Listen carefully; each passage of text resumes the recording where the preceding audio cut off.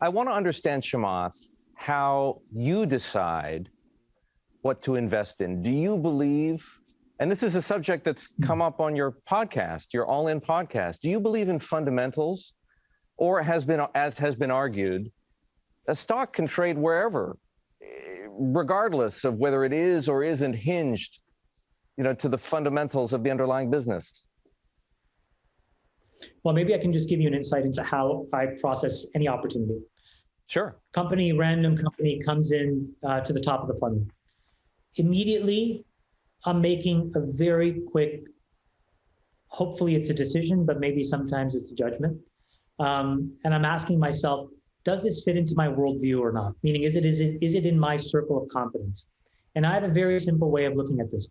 Is it going to fix something in inequality that I think is important, or is it going to fix something in climate change that I think is important? Those are the only two things I care about.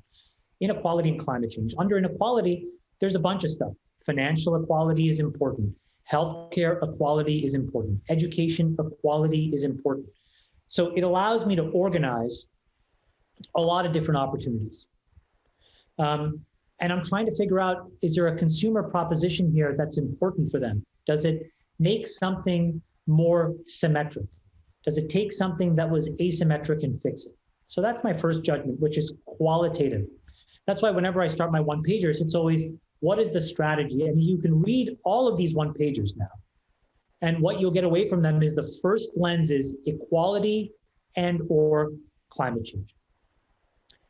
Then I start to do the fundamental work.